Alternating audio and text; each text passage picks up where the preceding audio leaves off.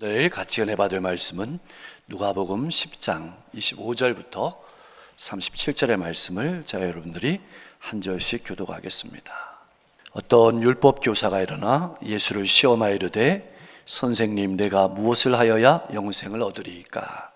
예수께서 이르시되 율법에 무엇이라 기록되었으며 내가 어떻게 읽느냐? 대답하여 이르되 내 마음을 다하며 목숨을 다하며 힘을 다하며 뜻을 다하여 주 너의 하나님을 사랑하고 또한 내 이웃을 내 자신같이 사랑하라 하였나이다.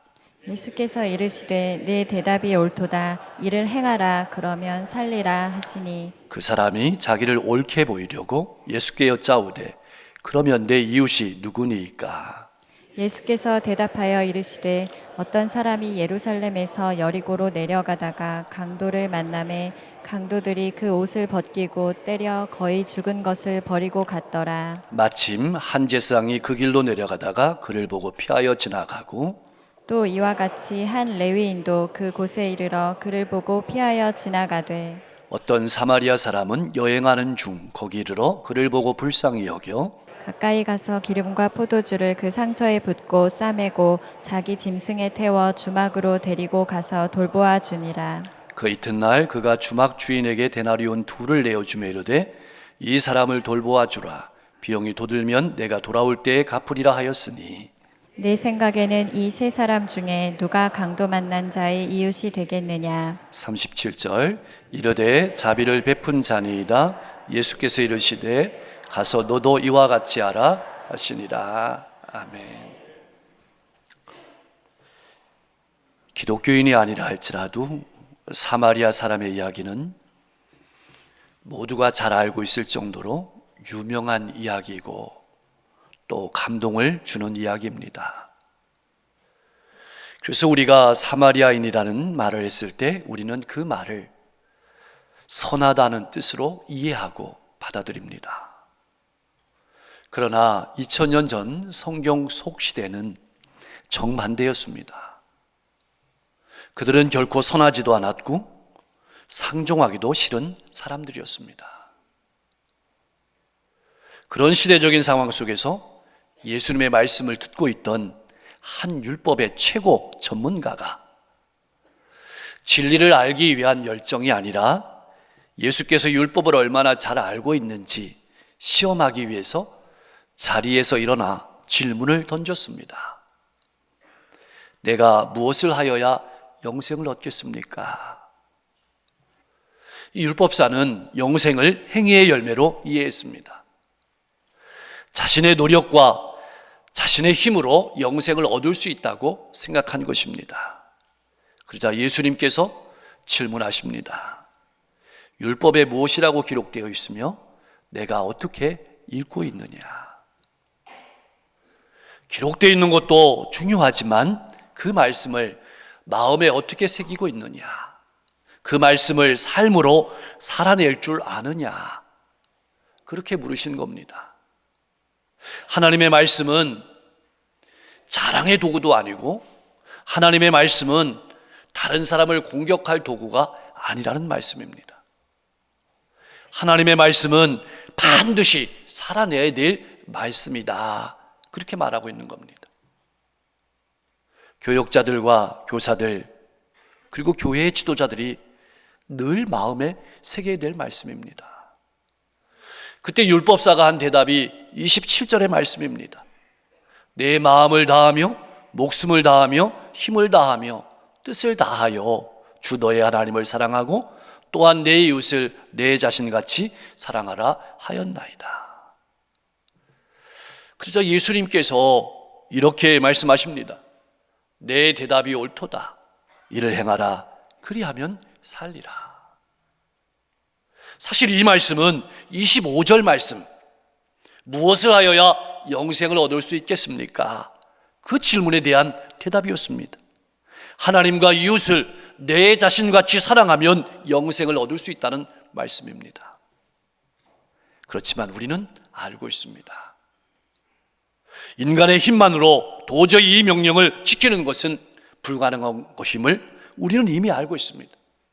그러므로 예수님의 이 말씀은 율법사의 위선적인 모습을 나타내는 말씀입니다. 반드시 하나님의 은혜와 사랑을 힘입어서 이웃을 사랑하는 것이 곧 하나님을 사랑하는 길이고 영생의 길임을 깨달으라고 말씀하는 것입니다. 예수님께로부터 긍정적인 대답을 들어서일까요? 율법사가 이번에는 자기를 옳게 보이기 위해서 질문을 던집니다. 옳게 보이려 한다는 말은 지금까지 살아온 자신의 인생을 정당화시킨다는 말입니다. 자신의 인생을 자랑하기 위해서 물었다는 말입니다. 이렇게 물었습니다.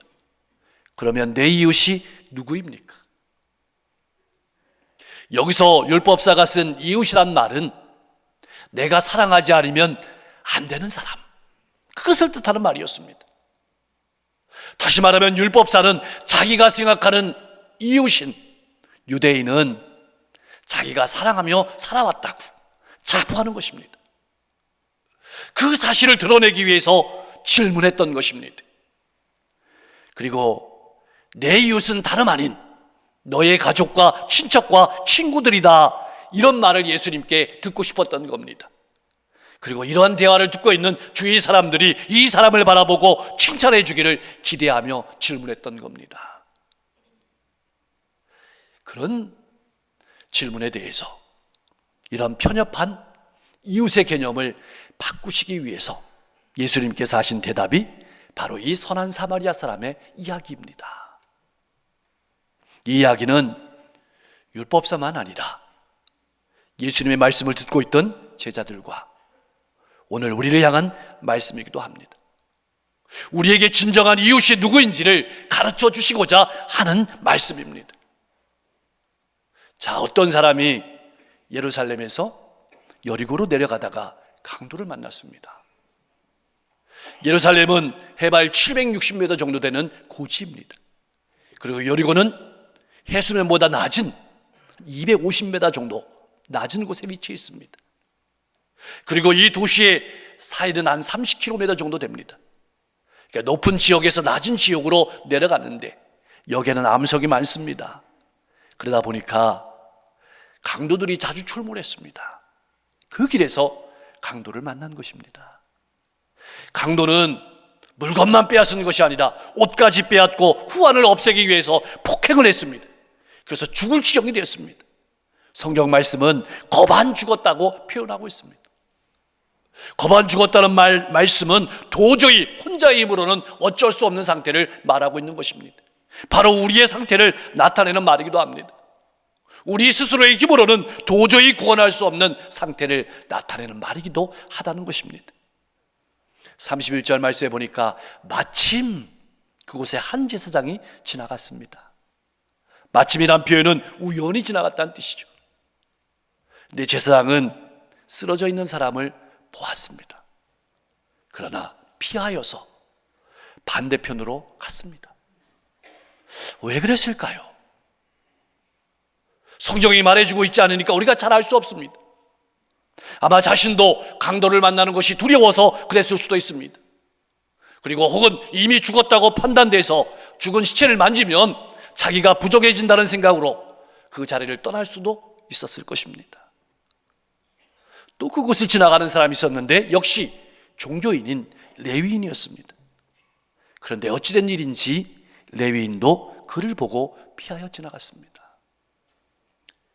왜 피하여 갔을까요? 진짜 이유는 무엇이었을까요? 분명한 것은 예수님께서 말씀하시는 곳으로 보아서 강도를 만난 사람이나 강도들이나 모두 유대인이었을 것입니다. 만약 사마리아인이었다면 쳐다보지도 않았을 것입니다. 그렇다면은 사랑을 받아야 할, 사랑을 주어야 될 유대인이 유대인에게 버려진 것입니다. 지금까지 내가 이웃이라고 생각하며 살아온 가족과 이웃들에게 당한 것입니다. 아마도 강도 만난 사람은 이웃이라고 생각하는 제사장과 레위인이 지나갈 때 자신을 도와줄 것으로 기대했을 것입니다. 그런데 이웃이 그냥 지나가는 것입니다. 제사장과 레위인은 하나님의 말씀을 선포하고 가르쳤지만 하나님의 말씀을 지키고 하나님의 말씀을 살아내는 일에는 관심이 없었습니다. 나는 어떻습니까? 하나님의 말씀을 삶으로 살아내고 있습니까? 혹은 주일날 하나님의 말씀을 듣는 것으로만 만족하고 끝나는 신앙은 아닙니까? 피하여 지나가지는 않았습니까? 그리고 때마침 그가 누워있는 그곳에 한 사마리아인이 지나가고 있었습니다. 강도 만난 사람은 기대하지 않았을 것입니다. 그러나 그는 그곳에 이르러 그를 보았습니다. 그리고 그를 보자마자 불쌍히 여기는 마음을 가졌습니다. 여기서 불쌍히 여긴다는 말은 내 창자가 내 속에 끓는 듯한 아픔을 느꼈다는 뜻입니다. 다시 말하면 상대방의 고통을 내 고통처럼, 내가 당하는 것처럼 고스란히 느꼈다는 것입니다. 하나님 아버지께서 우리를 바라보시는 마음이 바로 이 마음입니다. 예수님께서 사역하실 때 가지셨던 마음이 바로 이 마음입니다. 영혼을 불쌍히 여기는 마음, 그 고통을 내 고통으로 똑같이 여기는 마음, 집 나간 탕자가 돌아왔을 때 그 탕자를 맞이하는 아버지의 마음이 바로 이 마음입니다. 불쌍히 여긴다는 말의 깊은 의미는 하나님께서 우리를 불쌍히 여기지 아니하시면 우리는 살 수 없는 존재라는 의미입니다. 또 다른 의미는 그리스도인은, 기독교인은 긍휼의 마음을 가지고 살아가는 사람이라는 뜻입니다. 내가 가진 마음은 어떤 마음입니까? 나는 상대방의 아픔을 내 아픔처럼 느끼며 다가가고 있습니까? 아내의 아픔을, 남편의 아픔을, 자녀의 아픔을, 부모의 아픔을, 내 이웃의 아픔을 내 아픔처럼 느끼면서 다가가고 있습니까? 아니면 내게 피해가 올까봐, 손해받을까봐 멀리 돌아서 피하여 지나가고 있지는 않습니까? 뿐만 아니었습니다. 이 사마리아인은 위험을 무릅쓰고 가까이 갔습니다. 기름과 포도주를 그 상처에 붓고 싸맸습니다. 응급처치를 한 것입니다. 자신이 필요할 때, 자신이 위험할 때 써야 될 것을 아낌없이 내어준 것입니다. 싸맸다는 표현은 붕대로 묶었다는 뜻이기도 하지만, 만약 붕대가 없었다면 자기의 머리에 쓰고 있던 수건을 풀었을 것입니다. 그것도 없었다면 자기의 속옷도 찢었을 것입니다. 그래서 싸매어 주었다는 것입니다. 그것만이 아니었습니다. 그 강도 만난 사람을 짐승에 태웠습니다. 내 자리를 양보한 것입니다. 나는 걸어갔다는 뜻입니다. 사마리아인은 그를 주막으로 데려갔습니다. 편하게 치료할 수 있는 장소로 데려간 것입니다. 이 말은 책임을 지고 환자를 돌보아 주었다는 뜻입니다. 사랑하는 성도 여러분, 나의 사랑은 어떤 사랑입니까? 긍휼히 여기는 사랑입니까? 나를 아낌없이 내어주는 사랑입니까? 여러분에게는 이러한 이웃이 얼마나 있습니까? 이러한 이웃을 만드는 유일한 길은 내가 먼저 이러한 이웃이 되는 것입니다. 35절 말씀에 보니까 그 이튿날이라는 표현이 있습니다. 이 말은 정확하게 그날 새벽이라는 뜻입니다. 새벽에 일찍이 일어나야 될 정도로 이 사마리아 사람은 아주 바쁜 사람이었습니다. 그런데 도움이 필요한 사람을 위해서 자신의 물질, 자신의 시간까지 희생한 것입니다. 그뿐 아닙니다. 그는 데나리온 둘을 내어주면서 돌봐줄 것을 부탁합니다. 데나리온 둘은 성사학자들의 계산에 따르면 보름치 이상의 숙박비에 해당하는 값이었습니다. 그것도 모자라 만약에 모자란다면 돌아올 때 갚으리라고 부탁합니다. 완전히 회복할 때까지 곤경에 처한 사람을 돕겠다는 뜻입니다. 사랑하는 성도 여러분, 우리가 이웃을 사랑한다는 것은 무엇을 의미하는 것일까요? 그리스도인이 된다는 것은 무엇을 의미하는 것일까요?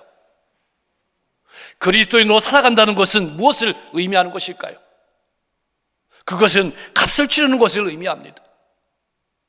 내가 아끼는, 나를 위해 남겨두었던 포도주와 기름을 아낌없이 부어야 하고, 자신의 겉옷자락도, 아니 속옷까지도 찢어야 합니다. 짐승에 태우는 수고도 감당해야 되고, 지갑에서 지출도 감당해야 합니다. 그것만이 아닙니다. 나의 시간도 드려야 하고 내 바쁜 일정도 변경해야 된다는 것을 의미합니다. 예수님이 우리를 위해서 그렇게 자신을 내어주셨습니다. 이 사마리아는 기꺼이 유대인의 이웃이 되어 주었던 것입니다. 자, 주님께서는 이 모든 비유를 마치시고 율법사에게 그리고 제자들과 우리들에게 물으시는 것입니다. 내 생각에는 이 세 사람 중에 누가 강도 만난 자의 이웃이 되어 주었느냐? 이 말씀은 당시 청중들의 입장에서 보면 엄청난 역전이고 속이 뒤집어지는 이야기입니다. 우선 이 사마리아 사람이 선한 일을 했다는 것이 충격적입니다. 율법사는 자신이 그토록 무시하고 경멸하는 사마리아인이라는 말을 입에 올리지 않기 위해서 사마리아인입니다 이렇게 표현하지 않고 자비를 베푼 자입니다, 그렇게 대답한 것입니다. 강도 만난 사람은 율법적인 의미에서는 제사장과 레위인의 이웃이었지만 사마리아인에게는 아니었습니다. 그러나 이웃도 아닌 사마리아인이 강도 만난 자에게 기꺼이 이웃이 되어 주었습니다. 그러므로 핵심은 누가 내 이웃이냐가 중요한 것이 아니라 누가 이웃이 되어 주느냐가 중요한 것입니다. 나는 어떻습니까? 종교, 피부, 성별, 성, 이것을 넘어서서 이웃이 되어주고 있습니까? 아니면 누가 나와 가까운지 따지고 있습니까? 예수님은 율법사의 질문을, 그리고 오늘 우리들의 질문을 바꾸어 주십니다. 이것이 중요합니다. 누가 내 이웃이냐에서 누가 강도 만난 자의 이웃이 되어주겠느냐, 이렇게 바꾸시는 겁니다. 지금까지 율법사는 자기를 중심으로 이웃을 규정하며 살아왔습니다. 어쩌면 율법사는 앞으로도 내가 사랑하고 싶은 사람만, 내가 교제하고 싶은 사람만 사랑하며 살아가겠습니다, 이 말이 자비를 베푼 자입니다 라는 말은 아닐까 생각됩니다. 사랑하는 성도 여러분, 나는 지금까지 어떤 삶을 살아왔습니까? 내가 사랑하고 내가 좋아하는 사람만 사랑하는 삶을 살아오지 않았습니까? 말씀을 깨닫게 하실 때 나를 수정하십시오. 그렇지 않으면 내 신앙은 더욱더 딱딱해질 것입니다. 자, 그렇다면 우리는 이제부터 어떤 삶을 살아야 할까요? 누가 내 이웃인지에 대한 관심은 내려놓고 나는 누구의 이웃이 되어야 하는가로 관심을 옮겨가라고 예수님께서는 분명하게 말씀하시는 겁니다. 기억하십시오. 이웃이 사랑을 만드는 것이 아닙니다. 사랑이 이웃을 만드는 겁니다. 나의 사랑은 이웃을 만들어내는 사랑입니까? 아니면 살면 살수록 사람이 줄어드는 그런 황량한 삶은 아닙니까? 우리의 이웃은 나에게 잘해주는 사람이 아니라 나의 사랑을 필요로 하는 사람임을 기억해야 합니다. 우리가 믿는 하나님께서는 사랑을 만들어내는 이웃이 되어주는 신앙인을 찾고 계십니다. 이웃을 만들어내는 사랑을 하십시오. 사랑하는 성도 여러분, 로마서 13장 8절 말씀은 이렇게 증언하고 있습니다. 우리 같이 한번 고백하겠습니다.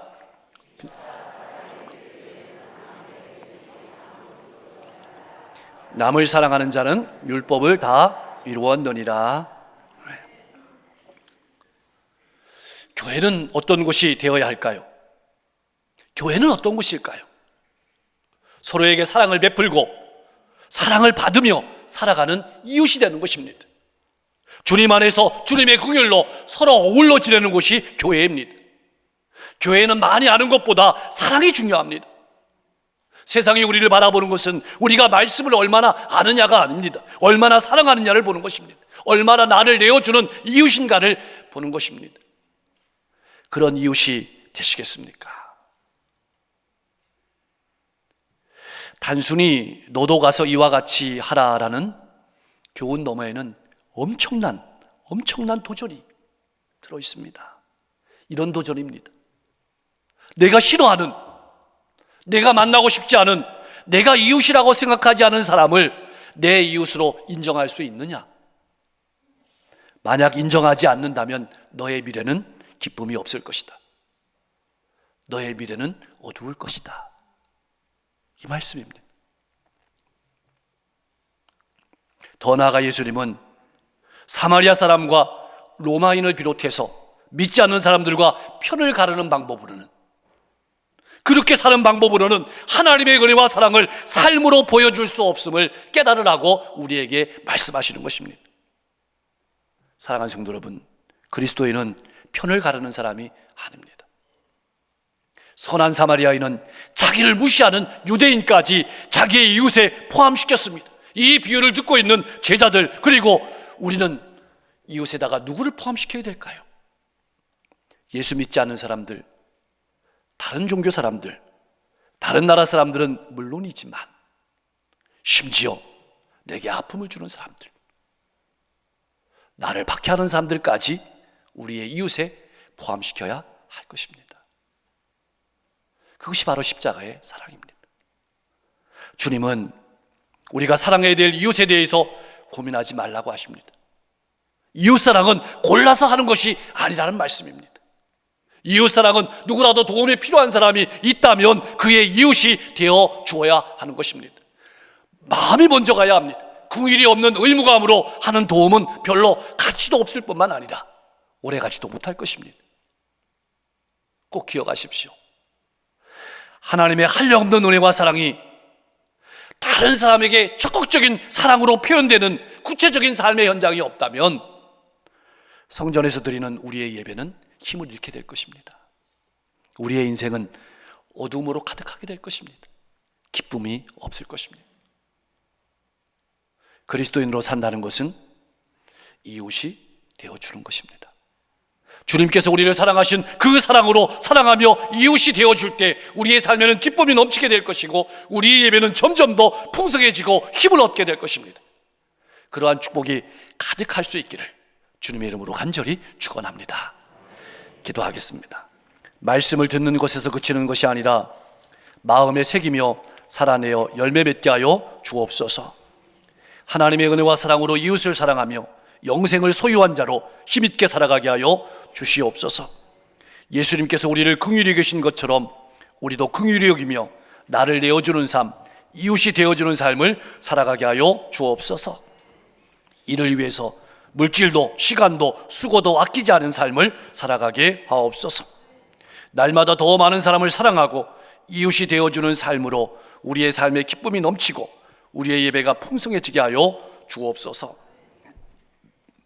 2024 강원 청소년 동계올림픽이 잘 마무리될 수 있도록 남은 모든 일정도 함께 해주시고, 세계 곳곳에 전쟁이 있습니다.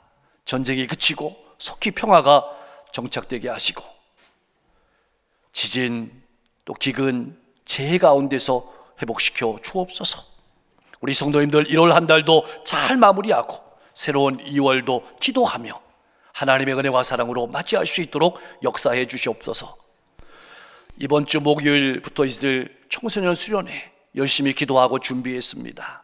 우리 다음 세대가 은혜 받고 하나님의 은혜와 사랑 안에서 더 든든히 설 수 있는 좋은 기회가 될 수 있도록 역사해 주시고, 무엇보다 우리 모든 자녀들의 앞길을 하나님 활짝 열어주시고, 자녀들 또 후손들이 믿음 안에서 든든히 서는 믿음의 명문 가문이 될 수 있도록 역사해 주옵소서. 우리 성도들이 이 어려운 시대를 힘있게 살아갈 수 있는 지혜와 명철을 허락하여 주시기를 소망하고, 이 지역과 민족과 세계 열방을 이끌어가는 위정자들이 하나님을 두려워하고 국민들을 사랑하는 정치를 할 수 있도록 역사해 주옵소서. 추위 속에 어려운 이들이 힘들게 살아갑니다. 이웃들을 바라볼 때 눈으로만 바라보는 것이 아니라 우리의 몸과 마음과 물질과 시간과 정성이 갈 수 있도록 역사해 주옵소서. 주님 앞에 성도들이 나올 때 육신의 질병을 가지고 나온 성도 있습니다. 우울한 마음을 가지고 나온 성도 있습니다. 염려와 근심을 가지고 나온 성도 있습니다.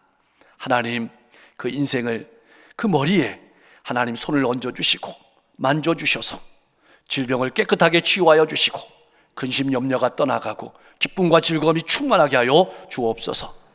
이한나 선교사님 이제 안식년을 맞아서 귀국하셨는데 영과 육이 더욱더 강건케 하시고 또 힘있게 미래를 향해서 나아갈 수 있도록 축복해 주시고 선교사님들의 모든 복음의 발걸음을 통해서 수많은 종족들이 주님께 돌아오게 하여 주시옵소서.